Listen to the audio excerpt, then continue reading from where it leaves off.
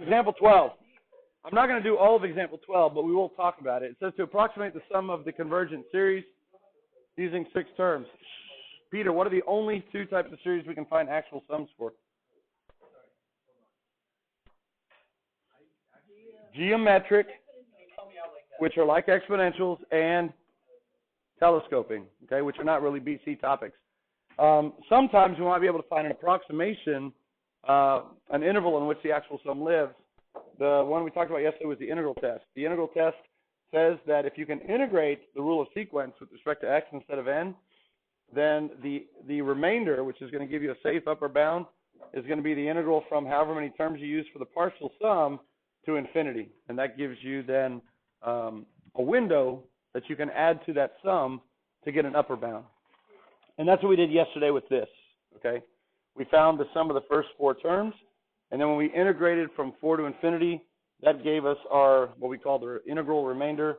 And if we add that back to the sum of the first 4 terms, we get this interval in which the actual sum has to live. And that's the best we can do. Now, 1 over n to the 4th, you could do the same thing with, because that is something that we know how to integrate. And it does say that it converges, but hopefully your intuition would also tell you that it converges, right? This is very analogous to what we did back when we looked at improper integrals, right? So if you remember, we called that type of integral a p-series integral, right? Or I called that a p-series integral. When you go from 1 to infinity of 1 over x to the p, where p was power, then remember, it all, because it was the p-series, it was kind of heavily dependent on the number 1, right? P. So anyway, if the power was 1 or smaller, then as we went out to the right, the integral what? If it was 1 or smaller, then it diverged. It did not go to the x-axis fast enough.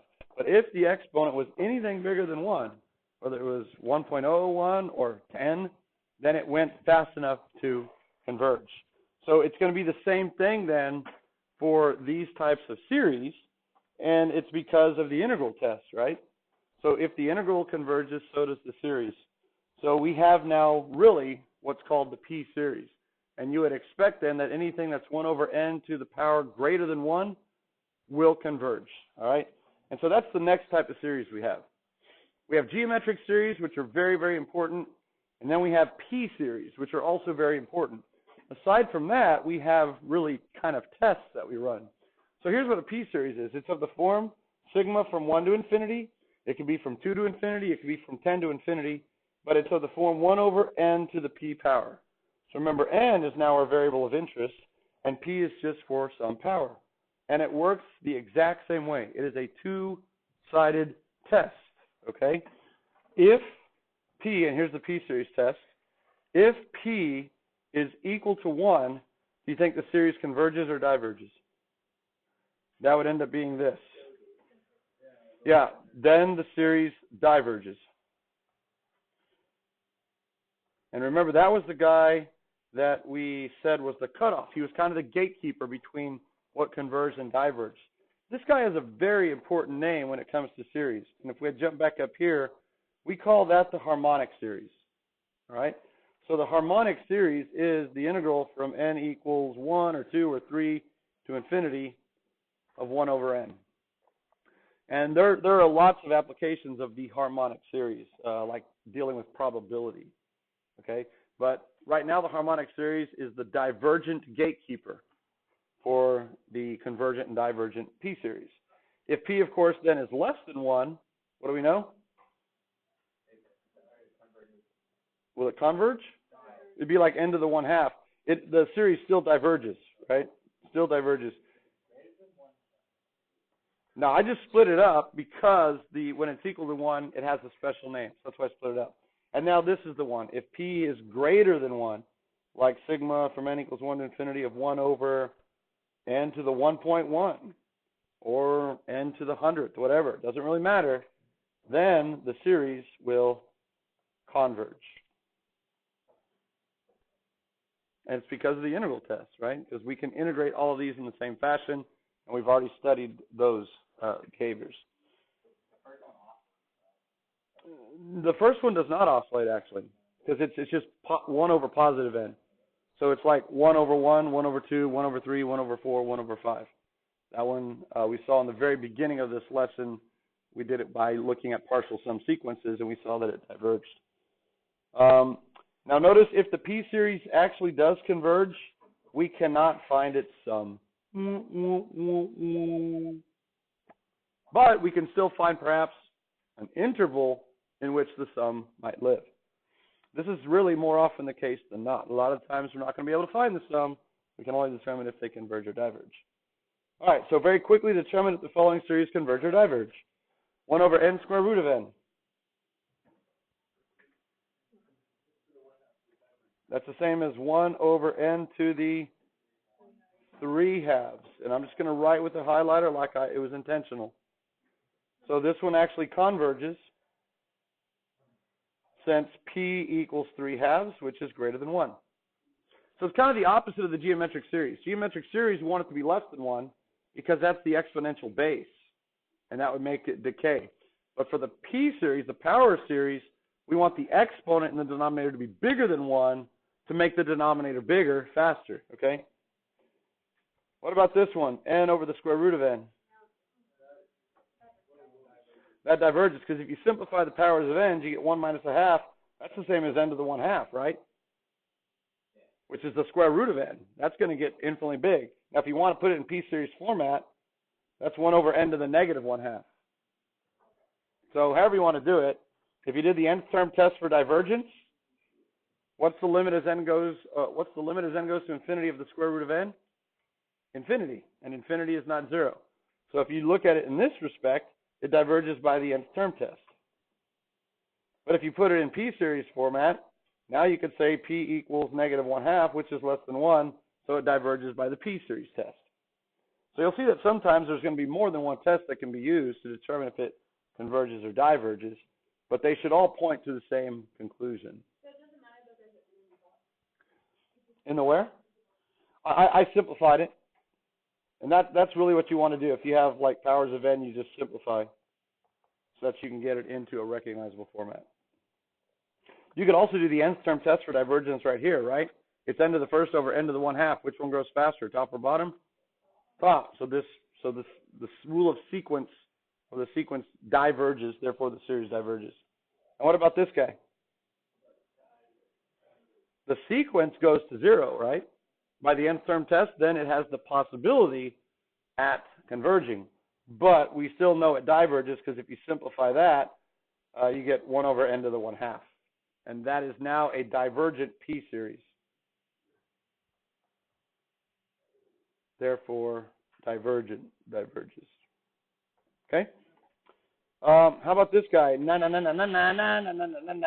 over n to the 1.0000001. Yeah, the 99999 is pretty impressive at making the numerator bigger, right? But it doesn't go anywhere from there. It kind of peaks too early. The denominator starts out really, really small, but then grows slowly. But it is a p-series, and that is greater than 1, so this converges by the p-series test. Oh, yeah, you're here to pick up some money. Any last contributions here? Here we go.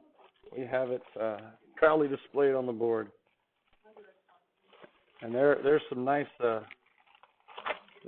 green dollar bills and bigger in this bag, so you might want to like put it in the safe or maybe even Ziploc it. Yeah. Okay. All right, last chance to donate. Anyone? Donate. Okay, there you go. Thank you. All right, converges.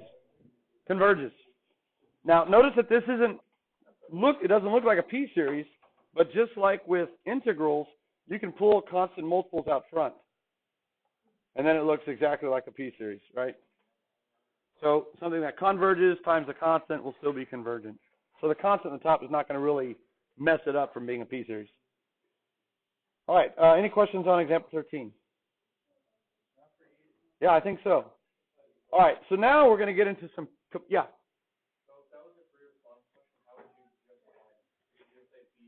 You would just say convergent. You could just say convergent p-series.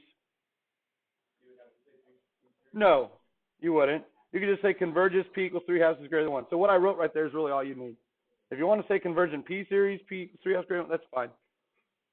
What's important is that you actually do the test. You don't have to name the test you're doing, right? Just like when we use the first derivative test to show there's a local maximum, f prime of 3 equals 0, and f prime changes from positive to negative at x equals 3. Therefore, f has a local maximum at x equals 3. We don't have to say by the first derivative test. You can, but when you actually use the test, you don't have to name the test. So you can just say converges, P equals 3/2 greater than 1. It's fine. All right, so now we get into, again, some comparison tests. Things aren't always purely P series or purely geometric. Sometimes they have a little bit of flair added to them, and so we can't really do a P series test. Intuition is still going to be a powerful tool, though, on a multiple choice test question. But otherwise, we have to compare it to something that looks really, really similar, about which we know whether it converges or diverges. And this is very similar to what we did with integrals. We did this exact same thing with integrals.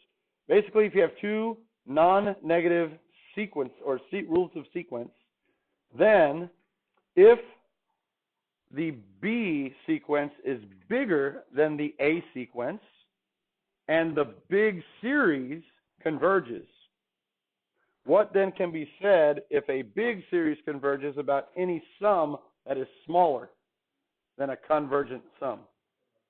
It must also converge, yeah. So basically, if the big series converges, it's a finite sum. Anything smaller than finite must still be finite, yeah.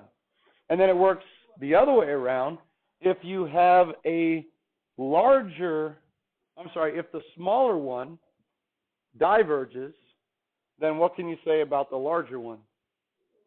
It too diverges, okay? So these only work one way.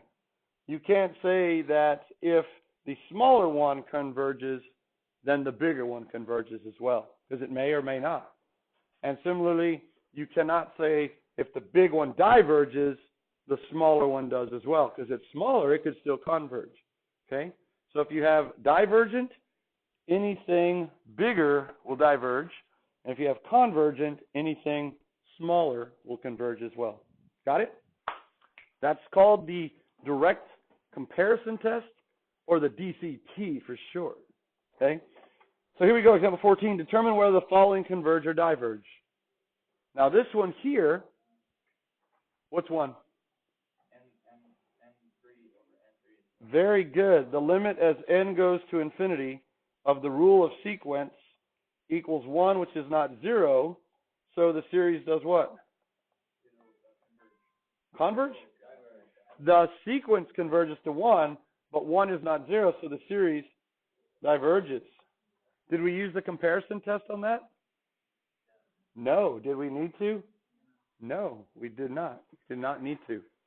So I threw that one in there because I want you to get in the habit of always doing very first nth term test for divergence, because it can save a lot of grief, because you're going to be like, otherwise, it looks like it could be some P-series kind of thing, but now I have to figure out what I want to compare it to. And this saves the work. All right, this one, 1 over n cubed plus 1. What does your intuition tell you? The rule of sequence or the sequence goes to 0. So this one has a chance at converging but could still diverge. Your intuition tells you converges, because it looks a whole almost heck of a lot like a P series, 1 over n cubed. But that plus 1, kind of ruining it, isn't it? Now again, intuition, the plus 1 shouldn't really have any effect, should it? Whether it's added or subtracted. The denominator is dominated by n cubed. N cubed in the long run will pull this thing to 0 fast enough because it's bigger than 1. But if you are doing a multiple choice, you look at it and say converges. Free response, you have to compare it, okay? So here would be a little bit of notation. Compare to the convergent 1 over n cubed from n equals 1 to infinity. I think I misspelled convergent. There we go. Yes. If it's like n cubed plus like a really, really big number, would it be harder to justify that it converges, or would it still converge? If in the bottom it was n cubed plus like a million, then that's still going to be good. What's going to be a problem if it's n cubed minus 1? And let's look at that here in just a second. So anyway, if I compare it to 1 over n cubed, a convergent p-series, now in order to use the comparison test, I have something that converges. I then have to show, if it's possible, that the one that I'm comparing it to is what compared to this one? Smaller or bigger? Smaller, right? If I have something that converges, I have to show that the other one is smaller. Is 1 over n cubed plus 1 smaller than 1 over n cubed? Less than or equal to, I should say. Yeah. Now, you don't have to prove that it is. You just have to say that it is and know that it is. So why do we know that it's going to be smaller? Because we are, we're a little bit bigger in the denominator, which pulls the ratios down just a smidgen smaller. So all you'd have to do is say since this, and I would always put less than or equal to, just in the strange coincidental case that it may be the same. So since that, comma, the integral from n equals 1 to infinity of 1 over n cubed plus 1 converges to, or also, as well. So that would be like the free response argument. Here's the convergent series I'm comparing it to. I've said it converges. I've shown the inequality. I don't have to prove that. You could cross multiply if you weren't sure, and you're going to end up with 0 is less than 1, but that's not necessary. And therefore, the one you started with converges as well. You don't have to say by the direct comparison test, because you are testing two things directly. You're doing the test. Okay? If this had been 1 over n cubed minus 1, again, your suspicion would be that that would do what? It should still converge. The minus 1 is not going to really affect it. Even if it were like n cubed minus n squared. Remember, the denominator in the long one grows according to the leading coefficient, or the leading term, which is a power of 3. So even if you had n squared and n terms behind it, it shouldn't matter. It should converge. But can you use the direct comparison test here? Oh, yeah, that one wouldn't work. I'd have to start at 2. Yeah, thank you. It doesn't work at 1. Appreciate it. So as long as it's defined there, can I compare this to 1 over n cubed still? No, because 1 over n cubed is convergent, and this one is what compared to 1 over n cubed? It's larger. So the direct comparison test doesn't work. Now, the direct comparison test is easy, but even if your intuition is spot on correct, this one still converges. The direct comparison test is inconclusive. If you compare it to 1 over n squared, that's going to be a lot harder to kind of prove with an inequality. Okay? If they have the same power, then it's kind of, you don't have to really prove it. But if you're using different powers, that's going to be a little harder to prove. Now, here's the thing. You don't even have to worry about it, because there's another comparison test later on that you can use when this is the case. It's called the limit comparison test. Okay? But there's a little bit more to write. The direct comparison test is pretty easy, pretty straightforward. All right, what about this one? What's your intuition here? It converges very fast, doesn't it? Because it's got exponential in the bottom. But the plus 2, it keeps it from being purely what? If that plus 2 were not there, it would be 1 over 3 to the n, which is the same as 1 over 3 to the n. It's the 1/3 quantity to the n power. And that right there would be a convergent what? Geometric series. Right. So that's what you're going to compare it to. So you would say compare to the convergent series. If you want to call it geometric series, that's fine. And again, what am I going to have to show? If the one I have converges, I'm going to have to show the one that I started with is what? Smaller. And is it? Yeah, 1 over 3 quantity to the n is the same as 1 over 3 to the n. It's just not written in geometric sequence style. It is, right? Because again, we're making the denominator bigger. So the integral from n equals 1 to infinity of 1 over 3n plus 2 converges also. Direct comparison. When the thing you're looking at is really different by only one term. Okay? That's when the direct comparison is good.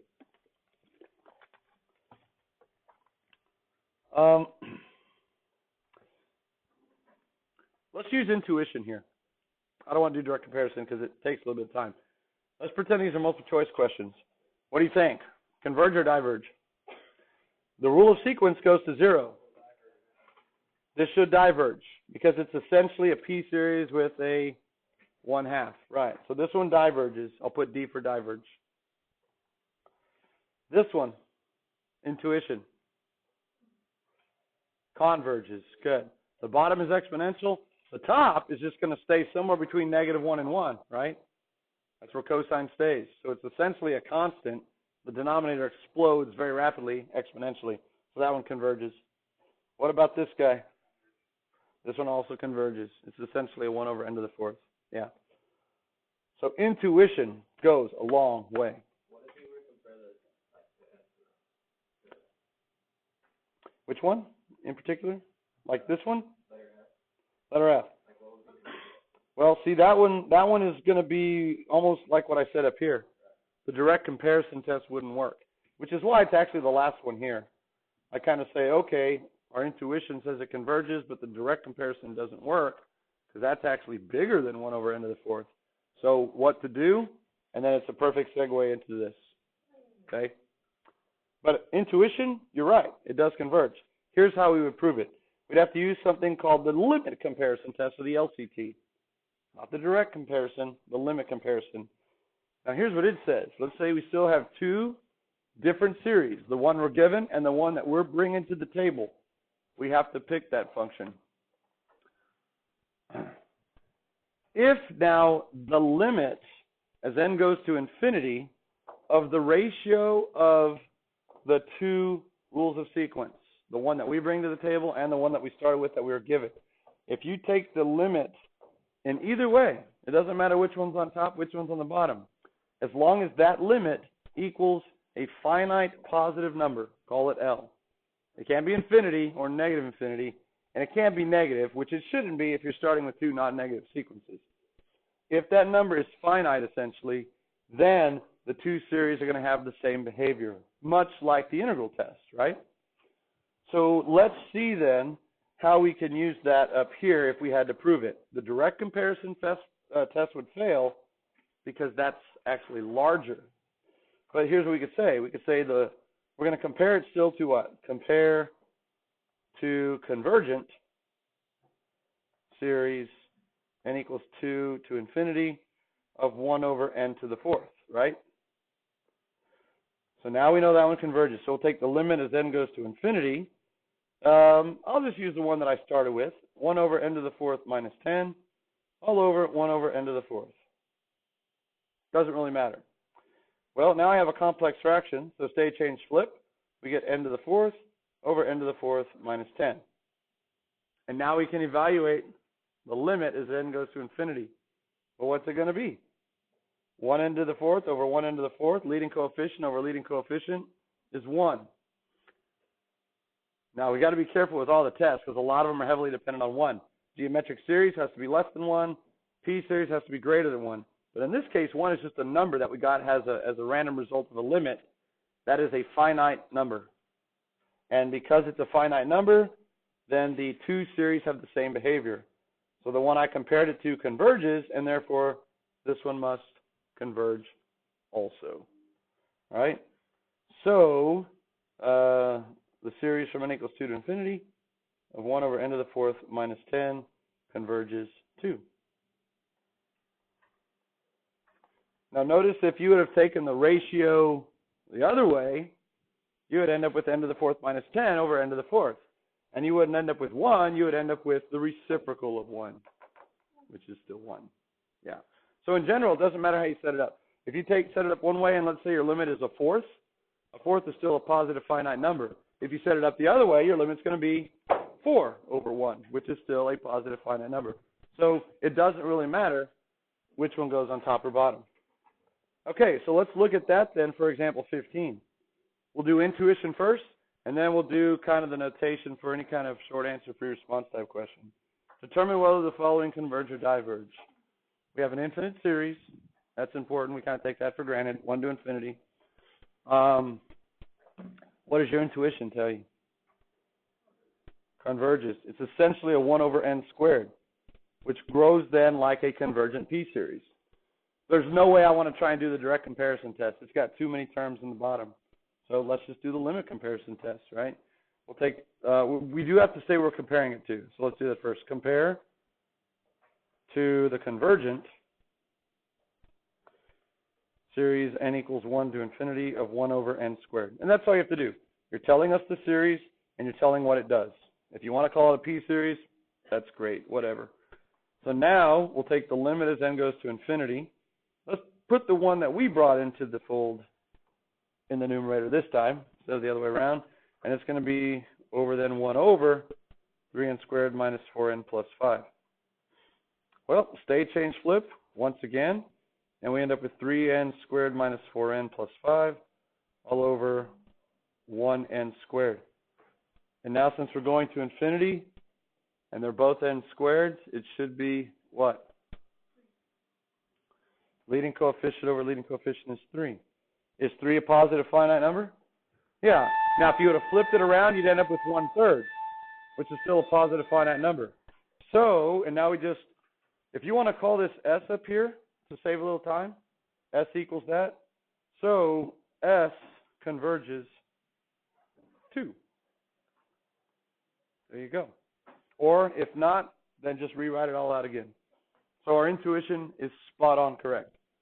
So that's really the difference between a multiple choice type question and a free response.